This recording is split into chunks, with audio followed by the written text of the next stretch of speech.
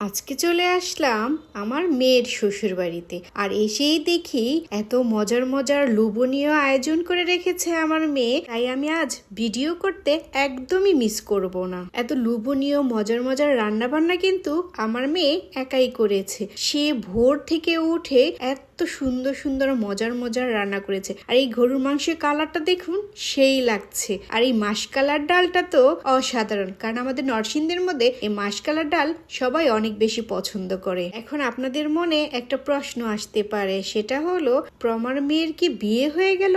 আল্লাহ, এটা কি বলে? আপনারা প্রমাকে প্রশ্ন করার আগেই প্রমা আজ প্রশ্নের উত্তরটা দিয়ে দিচ্ছে।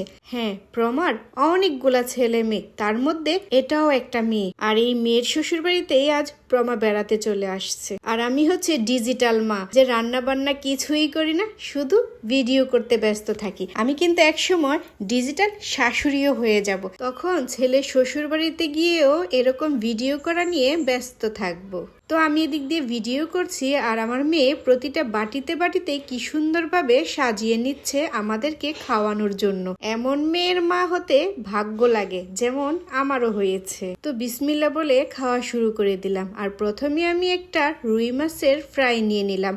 একটু একটু করে ভাতের সাথে আমি মাছ নিয়ে নিচ্ছি, আর মাছের সাথে আমি একটু একটু কাঁচামরিচও ভেঙে নিব, কারণ এই মাছ ভাজার সাথে কাঁচামরিচ দিয়ে খেতে আমার অনেক বেশি ভালো লাগে। আর মাছের ফ্রাইটা কিন্তু খেতে অনেক মজা হয়েছে। সাথে একটু একটু লেবুও চিপে নিচ্ছি, আর শশা নিতে ভুলে গেলাম, তারপর শশাও নিয়ে নিলাম। মাছের ফ্রাই দিয়ে খাওয়া শেষ করে এখন নিয়ে নিলাম আমি ঝাল রোস্ট। আর এই ঝাল রোস্টটা ছিল পালা দেশি মুরগির, তার জন্য এটা এত বেশি শক্ত ছিল, এটা দেখে মনে হচ্ছে আমার 2 হাত দিয়ে অফ ক্যামেরায় গিয়ে খেতে হবে। তার জন্য আমি এটা সাইড করে রেখে দিয়ে মিষ্টি রোস্ট দিয়ে খাওয়া শুরু করলাম। আর এই মিষ্টি রোস্টটা হলো লাল কক মুরগি দিয়ে রান্না করছে। এটা খেতেও কিন্তু অনেক বেশি মজা লাগছে। আর হ্যাঁ, আমি তো আপনাদেরকে আমার মেয়ের নামই বলিনি। আমার মেয়ের নাম হচ্ছে মুনিয়া। তার রান্না বরাবরই অনেক বেশি মজা হয়, এর আগেও আমি অনেকবার খেয়েছি। এখন নিয়ে নিলাম গরুর মাংস। আর এই গরুর মাংসটা দেখুন, ধরার সাথে সাথেই কি সুন্দর খুলে আসছে। এই গরুর মাংস রান্নাটা যখন প্রথম দেখেছি তখনই মনে হয়েছে অনেক বেশি মজা হবে। এখন খেতে গিয়ে মনে হলো যতটা মনে করেছি তার থেকে অনেক বেশি মজা এটা। আর এই গরুর মাংসের সাথে থাকা আলুটা না খেতে আমার বেশ ভালো লাগে। আমি তো মাংসের থেকে আলু খেতে বেশ পছন্দ করি। আমার ভাইরা আগে বলতো আলুর মতোই নাকি আমি গুলুমুলু, সবসময় আলু বেশি পছন্দ করি বলে।